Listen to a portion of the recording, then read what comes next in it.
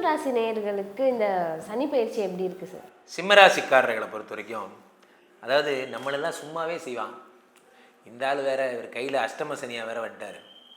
இது எப்படின்னா, ஒரு பிடி மாஸ்டர், நம்ம கிளாஸ் டீச்சர் இப்போ இந்த அவர் லீவு, அதனால் பிடி மாஸ்டர் தான் இந்த 1 hour கிளாஸ் எடுப்பாருன்னு சொன்னால் எப்படிப்பட்ட ஒரு மனநிலை உங்களுக்கு இருக்குமோ அந்த மாதிரி. அகப்பட்டவனுக்கு அஷ்டமத்து சனின்னு பேர். அஷ்டமத்து சனி அப்படிங்கிறது என்ன அப்படின்னா, சும்மாவே பட்டம், சும்மாவே ஏதாவது ஒரு விஷயங்கள், ஏதாவது ஒரு டெம்ப்டேஷன் பண்ணுறது, நம்மளை வேலை பார்க்க விடாமல் டென்ஷன் பண்ணுறது போன்றதான் சனி கொடுக்குற அதிகபட்ச உச்சக்கட்ட டார்ச்சரே அஷ்டமத்து சனி தான். இப்போது 8ல் இருக்கக்கூடிய சனி பகவான் என்ன தருவார்? அசையா சொத்துக்களை உண்டாக்கி தருவார். எல்ஐசி மாதிரி, இந்த ப்ராவிடென்ட் ஃபண்டு இதெல்லாம் சொல்கிறாங்க. அந்த மாதிரியான அசையா சொத்துக்கள், அசையா நிதிகளை உருவாக்கி தருவார்.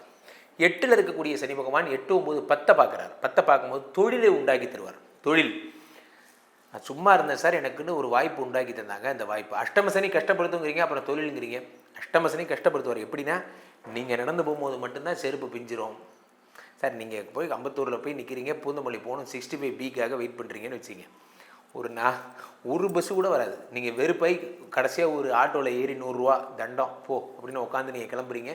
பின்னாடி பார்த்தா 5 பஸ் வரும். ஸோ உங்களுக்கு விதவிதமாக டார்ச்சருங்கன்னு சொல்லுவாங்கள்ல, அதெல்லாம் உங்களை இப்படி தான் பண்ணுவார். உங்கள் பொறுமை இன்னும் 5 நிமிஷம் இருந்திருக்கலாம்ல.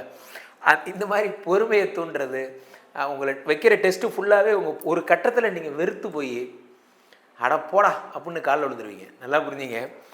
நீங்களாக பொறுமையாகிறது நல்லது, அல்லது அவர் உங்களை பொறுமை ஆக்கிடுவார்.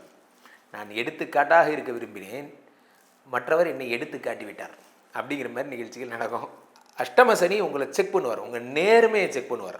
நீங்கள் எவ்வளோ உண்மையானவர் சார். நம்ம ஊரில் தான் சார் இந்த பிரச்சனை எல்லாம், நம்ம ஊரில் தான் இந்த பிரச்சனை தான். வெளிநாடுகளில் இந்த பிரச்சனையே கிடையாது. நம்ம ஊரில் மட்டும்தான் இவ்வளோ தூரம். யாரோ ஒருத்தர், ராமர்னு ஒருத்தர் இருந்தார், அவரோட பாலிசி அதை நம்மளை ஃபாலோ பண்ண சொல்லி ரொம்ப டார்ச்சர் பண்ணுறாங்க. சிம்மராசிக்காரர்களுக்கு இப்படி நடக்கும் பாருங்க.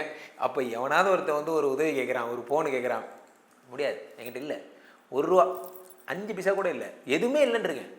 கடன் கேட்க வரான்னு தான் தெளிவாக தெரியுது. அதுக்கு முன்னாடி நம்ம ஓன் அழுதுக்கணும் சார். காசுங்கிறதே எனக்கு என்னன்னே தெரியாது சார்னு சொல்லிடணும்.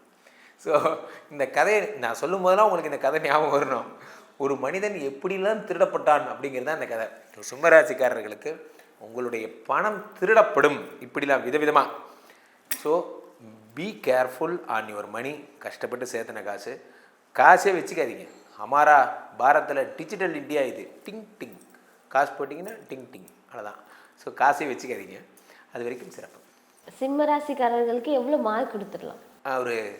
ஒரு 100க்கு 10 மார்க்.